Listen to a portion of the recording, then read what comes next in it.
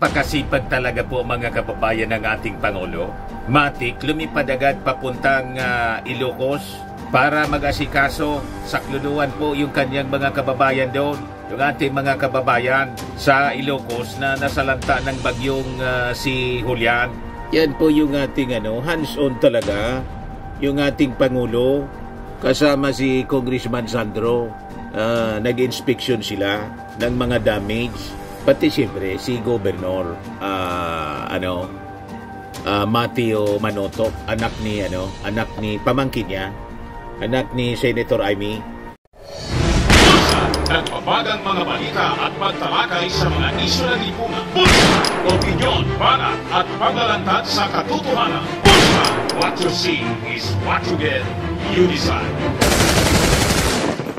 Yan yung mga damage po. Parang yung kanyang tatay talaga, yung ating Pangulo. Hands-on po.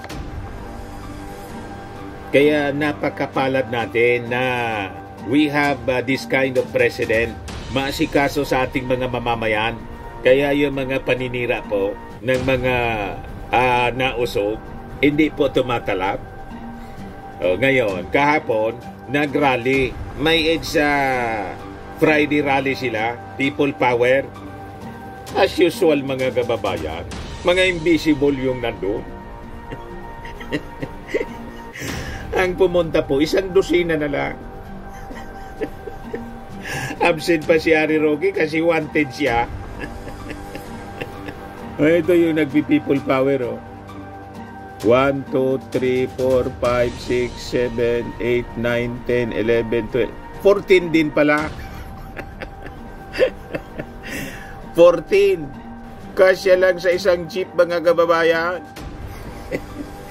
Para ng mga uto-uto, mga kababayan, itong mga taga-nauto, yung ibang mga vloggers nila, nagbaliktara na.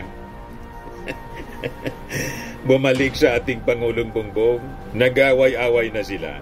Wala na kasing support. Tigil yung pogo, tapos nagkakulong na si Pacquiao. Si Harry Roque wanted. Stress na si Harry Roque. Tingnan ninyo yung itsura ni Harry Roque. Parang hindi na natutulog. You see? Ngayon, mamaya ibigay ko sa inyo yung mga magagandang kwento, magagandang balita. Kasi pati yung inflation natin, bumabang muli. So that is a good news. At yung mga pinagtatawanan nila na 20 pesos na bugas na imposiblian niya na matupad, hindi po sinusukuan ng ating gobyerno na yung pangarap na 20 pesos na bugas mangyari po. Mamaya ibigay ko sa inyo yung mga kwentong yan, pati yung ginagawang inspeksyon ng ating Pangulo doon sa mga nasalanta ng bagyong Julian. But before that mga kababayan, click subscribe muna dito sa ating YouTube channel and hit the notification bell para lagi po kayong updated sa mga kaganapan dito sa ating bansa. Like and share na rin po ninyo ng ating video. At huwag na rin po ninyo na skip yung ating mga commercial ads para tuloy-tuloy lang ang pag-unlad ng Bagong Pilipinas. So balik tayo mga kababayan. Ito yung pag-inspeksyon ng ating Pangulong Bongbong. Di ba? Talagang pinuntahan niya yung mga buro-barangay.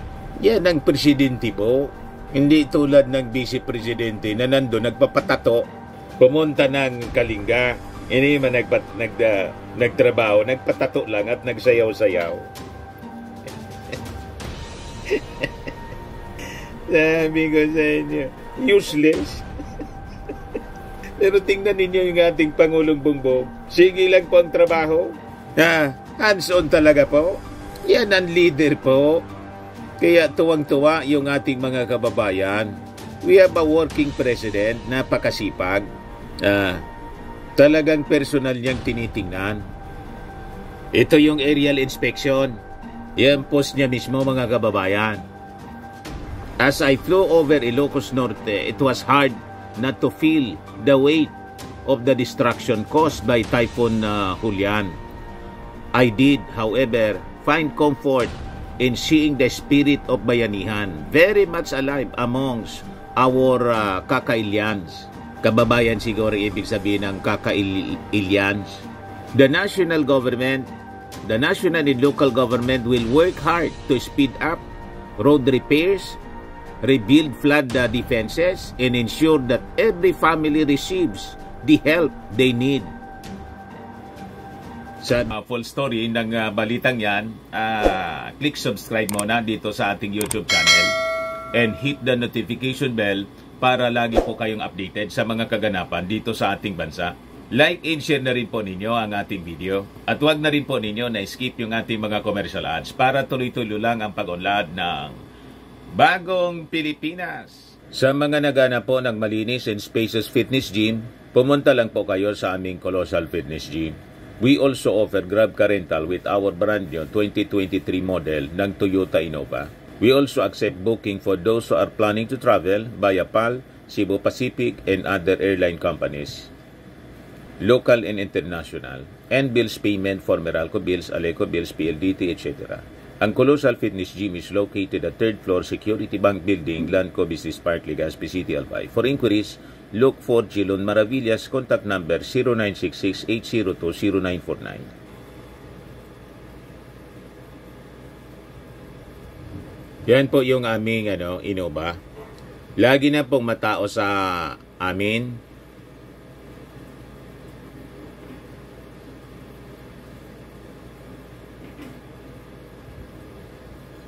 Yan po mga bagong clients namin.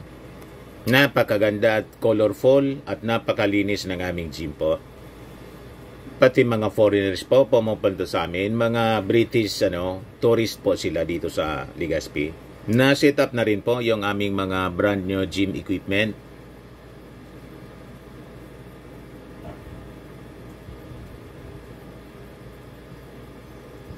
May treadmill na rin po kami. Ito naman po yung bago naming product na binibenta online.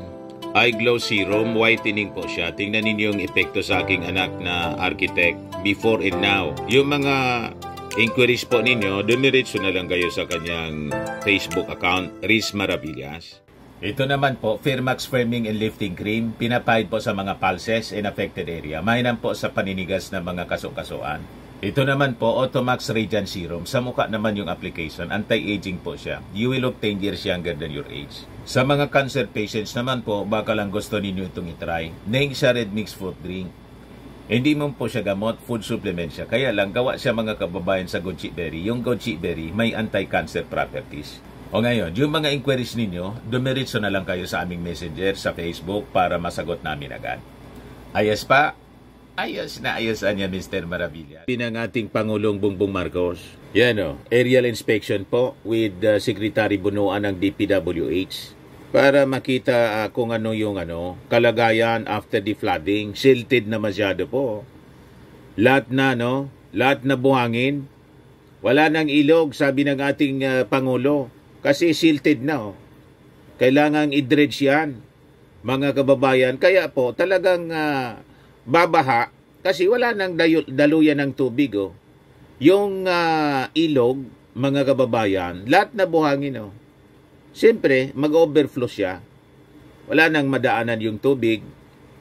Yan po yung ating Pangulo. Talagang tinitingnan niya, personal. Ito yung distribution ng mga ayuda. Yan, kasama palagi. Iboto natin po ito si DLG Secretary for Senator Benhur Abalos. Yan ang number 1 senator ko po. Dalawa pa lang yung napipili ko sa administration slate, si Benhur Abalos. Tapos isang independent, yung nagre-represent ng mga vloggers para may representation din tayo. Di ba? Sa Senado, yung mga online sellers, vloggers, yung digital age na tayo po, importanteng may nakakaintindi po ng ating kalagayan. That is the emerging economy, digital economy. Tama pa? Si Mark Gamboa po. Number 1, Abalos, mga kababayan, for senator. Distribution po ng mga relief. Matik po siya. Kita ninyo? Yan ang leader. Meeting siya kaagad sa mga disaster officials para sa immediate rehabilitation. O ngayon, ito po yung mensahe, yung interview ng mainstream media as published by Manila Bulletin sa ating Pangulong Bongbong. Ng tigta 10,000. Tigta 10,000 bawat household. Uniform po. Dinagdagan ng Speaker of the House ng 15 million ang release para sa tulong. Yan si ang Speaker Office of the Martin. President naman, magre-release kami ng 25 million para sa inyo. Ang susunod na kailangan namin gawin ay yung pagkatapos nito, yung sa pag-rebuilding. Dahil nakita ko yung nasira, yung mga ibang bahay, talaga lalo na yung mga kahoy, yung mga talaga natangay lahat. So yun ang susunod namin gawin. So pinag-utos agad yung immediate rehabilitation after na ma-inspeksyon ng ating Pangulong Bongbong. Kaya kasama niya yung kanyang mga cabinet secretaries na involved para sa rehabilitation, yung DPWH secretary, siyempre yung ayuda. Kaya nandyan si Secretary Gatchalian. So 25 million from the Office of the President, then 15 million galing kay Speaker Martin Romualdez sa House of Representatives. Bawat household po, bibigyan ng 10,000 na tulong para mabilis yung kanilang pag-recover. At sigurado madadagdagan pa yan. At siyempre, yung mga nasalanta na kabuhayan po nila sa agriculture. So, separate naman po yon. Pero ngayon, yung ayuda mismo, pagkain, pagkatapos pera para may magamit sa immediate needs ng ating mga biktima ng bagyong Julian. So, kakaiba po ang ating Pangulong Bongbong Marcos. O ngayon, sa ibang balita, ito na po. This is good news. Yung inflation po, bumaba ngayong nung September. At sabi ng ating gobyerno, they will see to it na magiging estable ang presyo ng mga basic commodities habang papalapit po yung holiday season, yung Disyembre, yung Pasko. So sabi rito, yung inflation po ay bumaba sa 1.9% in September mula sa 3.3% noong Agosto, sabi ng Philippine Statistics Authority. So ito na yung pinakamababa mga kababayan na inflation rate since May 2020 mula nung panahon ni Digong.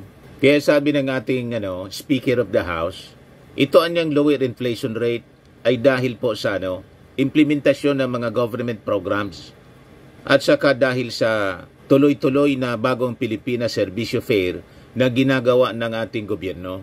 O ngayon, yung mga taga-nausog po, inaakyos si Martin Romualdez na nag-vote buying. Sabi nga natin, malabo man po na mag-vote buying si Martin Romualdez. Kasi po, si Martin po, hindi man tatakbong senador. Nag-file po for re-election as congressman. Doon man lang po siya sa Leyte. Paano mag-vote buying siya sa buong Pilipinas? Tama? Saka, ang election po, next year pa, 2025 midterm election. Congressman lang yung tatakbuhan ni Martin, kaya malabo yung mga akusasyon ninyo. Yung presidential election, kasi pinagdududahan ninyo si Martin, ay siyang itutulak ng ating Pangulong Bongbong Marcos na tumakbong presidente. Tama kayo. Tama kayo sa duda. Malamang. Si Martin nga po ang itulak na tumakbo bilang Pangulo sa 2028. Kaya ayaw makisali si Super Ate. Umiwalay sa nagsariling kampanya si Super Ate po. Umiwalay sa alyansa ng Bagong Pilipinas. May nangguguluan niya dyan. Nagsilos yata si Super Ate. Magsarilian niya ako. Di magsarili siya. Di ba? So sabi po ni Martin Romualdez, ito anyang mababang inflation dahil anya sa tulong ng ating gobyerno, sa mga programa ng gobyerno at sa implementasyon, aggressive implementation ng bagong Pilipinas Servicio Fair. So sabi ni Martin, the House will continue helping President Ferdinand Marcos Jr. Junior's administration in ensuring that food products are accessible and affordable anya. The intervention measures taken by the government under the leadership of President Marcos Jr. are now yielding positive results, sabi po ni Martin. Referring to Marcos' decision to cut the rice import tariff from 35% to 15% and the government's program na 29 pesos per kilo na bigas na binibenta po sa mga kadiwa stores. Ito anyang twin steps have significantly reduced the retail price of rice from above 50 to 60 pesos per kilo to 40 to 42 pesos per kilo or by at least 20%, sabi po ng speaker. Romualdez also touted the provision of aid and other services during the bagong Pilipinas Servicio Fair, a program where government agencies visit provinces and far-flung areas to ensure that benefits reach the people. So napakaganda pong programa. Walang nakagawa nito sa mga previous administrations. Marcos lang ang nakagawa nito at yung kanyang pinsan na si Martin Romualdez. Kaya masyado pong na-insecure yung mga kalaban sa politika. Dati kayong kaalyado, lumaban kayo. Imbis sumama na lang sana kayo at hindi inawa yung ating Pangulo at si Martin. Yan kasi mga palaaway kayo. O tingnan ninyo, ang inabot ninyo, problema. Habang tuloy-tuloy lang sa pagsiservisyo ang ating Pangulong Bongbong at saka si Martin Romualdez. O di sana, kung nakipagtulungan kayo, hindi masyadong naging ganid sa politika at sa confidential funds, kasama kayo sa honor. Di ba? Kasama kayo sa sana credits nitong magagandang ibinubunga ng programa ng ating administrasyon. Pinili ninyong umiwalay kasi masyado kayong ambisyoso. Tama pa? So according to Romualdez, the BPSF and Presidential Assistance to Farmers, Fisherfolk, and Families has already visited 24 places across the country with over 10 billion in government services and cash aid given to 2.5 million Filipino families. Ngayon nga dito, may orientation na naman po para sa AKAP. Magdi-distribute na naman. Kaya tuwang-tuwa yung mga kababayan namin dito. Kasi po, laking tulong, lalo na doon sa mga pamilya na mahina po yung kita. So para man lang may magamit sila na panggastos po sa pangangailangan ng kanilang mga anak na pumapasok sa eskwela. Tama po? So napakaganda po itong ginagawa ng ating gobyerno habang inaayos yung ating economy. And later on, pag maayos na yung ating economy, so comes now the opportunity ng kanilang mga anak na dati walang trabaho, na makatrabaho po. Hindi man po ito habang buhay na dole-outs na lang lagi ang gagawin ng ating gobyerno. Kasi hindi din maganda yung ganong strategy para baka kasi pagdating ng oras, masana yung tao, palaasa na lang sa gobyerno. So wala mang ganon pong gustong mangyari yung ating gobyerno, yung ating pamalaan. But meantime, isusupport mo na. Yung ang term niya, ayuda. Pag ayos na sila, o di pwede na silang tumayo uli sa kanilang sariling mga paa. Ganon mga kababayan ang objective ng ating gobyerno. O ito pa yung magandang balita po. Pangarap lang ba?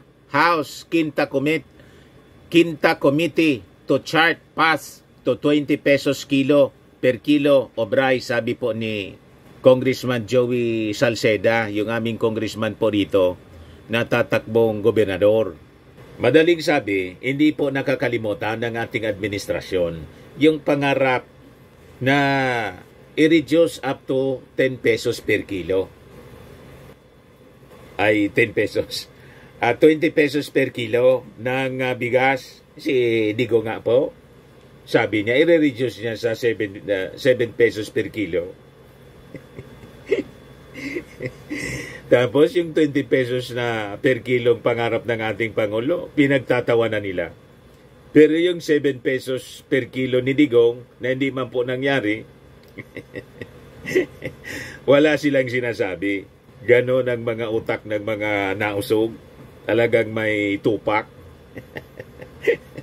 May problema po talaga sa ulo. Mga sinto-sinto. Tupakin. Sabi po ni Congressman Salceda, among the tangible goals niya, nitong newly formed Quinta Committee or Quintacom, kung may Quadcom po tayo, na nag-imbestiga ng mga pagmamalabis ng previous administration sa Pogo, sa War on Drugs, at kung ano-ano pa. Ito naman Quinta Committee. So composed of 5 committees po. Kaya Quinta. Salceda, chairman of the Committee on Ways and Means, made this revelation in the context of his call for continued vigilance on rice inflation, which the poor tend to be most sensitive to. To reduce the retail price of rice, the country's staple food, down to 20 pesos per kilo was one of President Marcos' campaign promises back in 2022. Hindi man actually siya campaign promises, mali man yung pagkasulat ng balita dito. Misquoted po ninyo yung ating Pangulo. It is a dream of the President. Pero hindi niya prinamis. Pinangarap lang niya na sana naman niya ma-reduce natin. Sana ma-reduce. Ang promise kasi, gagawin ko po ang ganito na ganyan ang promise. Nangarap siya. At ang pangarap na yon, mga kababayan, gusto niyang matupad. Wala man pong masama sa mangarap kang ganon. Pinagtawanan ngayon. Kasi daw, prinamis. Di ba? Campaign promise na yung reading nila. Iba man po ang pangarap sa promise. Pero yung pangarap, gusto niyang matupad. Sabi ng ating Pangulo, pag na-i-put in place na natin yung lahat ng mga programa sa agrikultura, I hope to reduce it up to or down to 20 pesos per kilo. So sabi rito sa balita, whether or not it will come true before the end of his term in 2028 remains to be seen. But the Quinta Committee apparently wants to put some kind on plan to paper. The House of Representatives has already established a 5-committee panel on food security and food prices. My committee, the Committee on Ways and Means, sabi ni Salceda, will be the principal committee for this effort. Other constituent committees are Trade and Industry, Food and Agriculture, Social Services, and Special Committee on Food Security, sabi po ni Congressman Salceda. So sabi ng aming congressman na itong Quintacom will also pursue measures to increase the annual gross value added gross in agriculture to at least 2% so that it catches up with our population growth. Also to reduce agricultural production losses from as much as 30% to 15%. And half the post-harvest losses in vegetables and fruits from 42% and 28% respectively to about half of each number. So it is feasible, mga kababayan. Pwedeng mangyari basta magtulong-tulong po. Hindi yung sige lang ang batikos ninyo. Wala man kayong contribution. Hindi man kayo tumutulong, namimirwisyo pa kayo, nanggugulo. Yan ang problema dito sa mga nausog. Hindi man kayo magtrabaho. Tulong-tulong dapat ang bawat mamamayang Pilipino. We support the government. Yan, kasi nasa isang bangka po tayo. Ang problema dito sa mga taong ito, natutuwa kayo pag may nangyayaring mga masasama. Anong klase mga pag-iisip yan? Pag may masamang balita, tuwang-tuwa sila. nagpaparty-party sila kasi may mga gamit sila, mga kababayan, na issue na ibabato sa ating Pangulo. Tama? Yan ang mga ugali niyan. The Bicolano said he also wants to bring livestock and poultry prices in the Philippines to regionally competitive levels. We hope to make real and structural improvements to our food systems, similar to the numerous accomplishments of the House joint hearings on senior citizens and PWD benefits earlier this year. For his part, sabi naman po ni Speaker Martin Romualdez na itong Quinta Committee will exercise the lower chamber's oversight power and look into reports of smuggling, hoarding, price manipulation, and other practices in the restraint of trade. Sabi po ni Speaker Martin that this new joint panel would also check on the enforcement of the recently signed Republic Act 12022 o itong Anti-Agriculture Economic Sabotage Act. The law aims to make food items more affordable and make life better for farmers, sabi po ni Speaker Martin. Yan ang mga leaders natin na may pakinabang. May pakinabang yung ating bayan, hindi yung sige lang ang pakyo. Pa-picture-picture, patato-tato, pasayaw-sayaw, pangiti-ngiti, pa-selfie-selfie. Yan ang makikita ninyo kay Pusit po. Tapos, pa-interview sa media. Babanat ng kung ano-anong mga nonsense. Di ba? Tingnan nga natin kung anong ulam ngayon. Ay, wow! Napakasarap ng ulam namin ngayon. Ito mga kababayan yung laing. Isa sa mga masasarap na Bicolano delicacies. Ulam, bayan, pinakuklaw mga kababayan na na laing. Ang tawag sa anin ng laing, natong, ginulay na demonyo. Bakit niya, Mr. Maravillas, naging demonyo yung laing. Yan ang kwento noon ng mga matatanda. Kasi yung natong, apay, tumutubo ito sa mga ilog, sa matubig, matubig na lugar dito sa paanan ng Bulkang Mayon. Yan ang gustong tubuan ng gabi. Gabi pala ito sa Tagalog, laing, gulay na laing, gabi, or taro. Yan mga tawag dito mga kababayan. Natong sa amin, laing or gabi. Gabi sa Tagalog, taro sa English mga kababayan. Gabi, ganun din. English na rin yata yung gabi. Isang masarap na ulam mga kababayan. Tingnan ninyo. Ginataang laing or gabi. Kailangan na maraming gata galing sa nyug. Fresh coconut milk yung kailangan po. Dapat yung matigas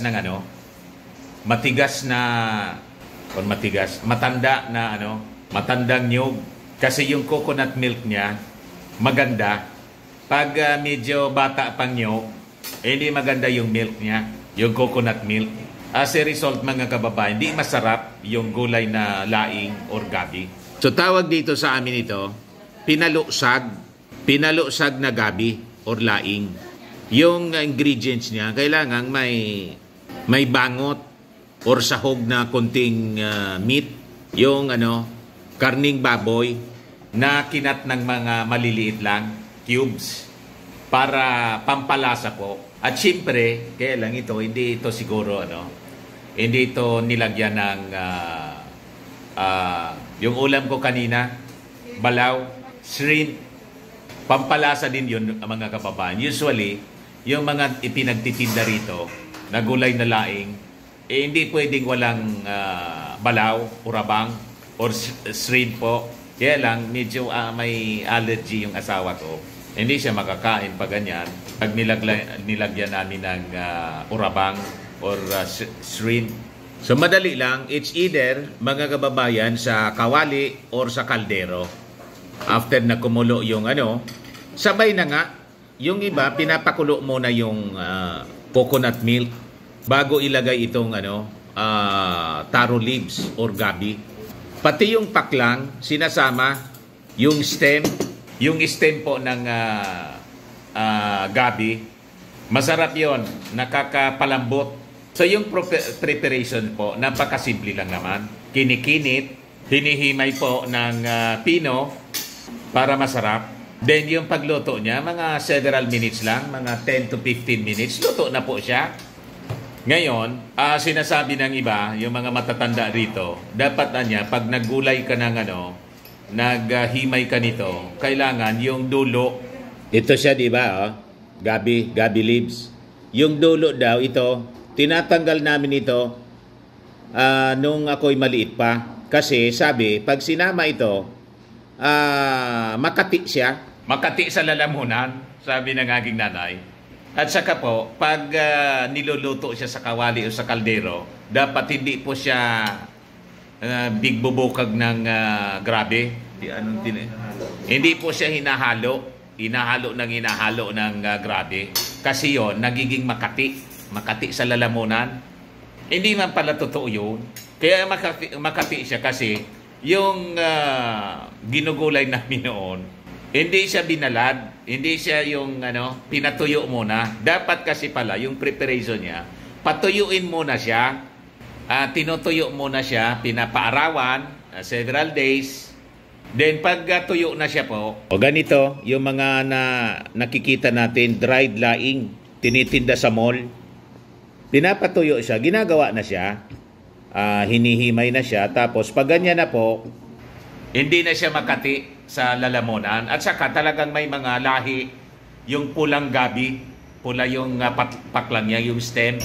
Ang sabi ng mga matatanda, talagang makati yun sa lalamunan. Tawag dito sa Bicol, barag na laing, puno ng gabi.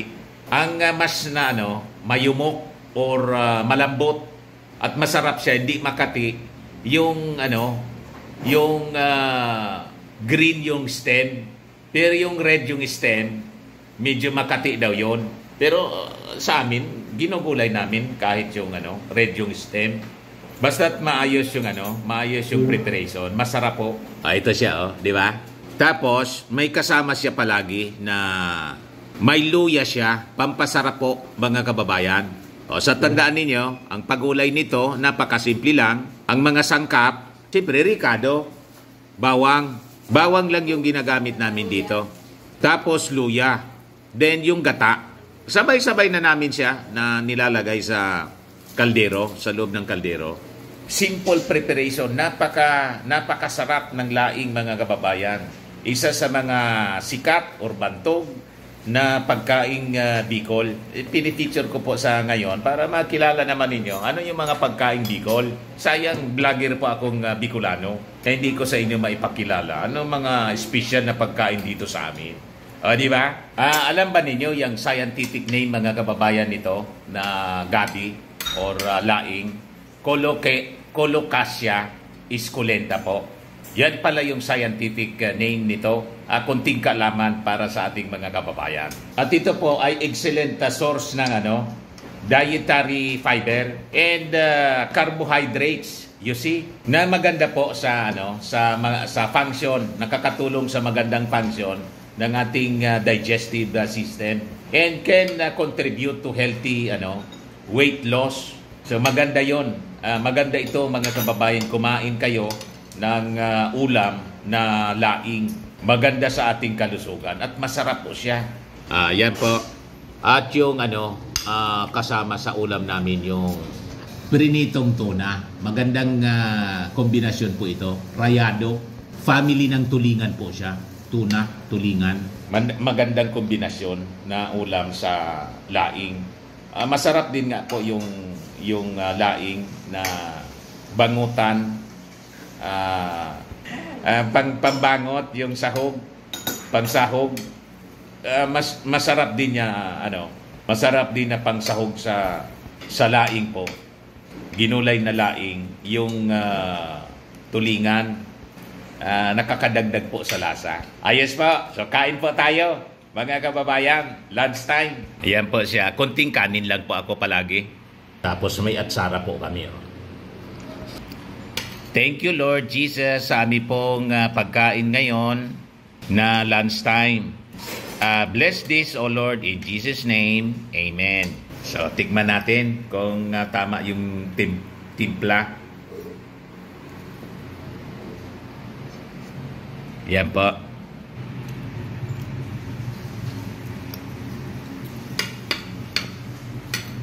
Ito po. Tikman natin. Tama-tama po yung asin. Napakalinamnam, mga kababayan. Ayan lang muna yung short video natin. Pakishare naman po ng ating mga videos, mga kababayan, para makilala din yung aming mga Bicolano food. Di ba? Ako po si Dante Maravillas. Bye-bye po. God bless.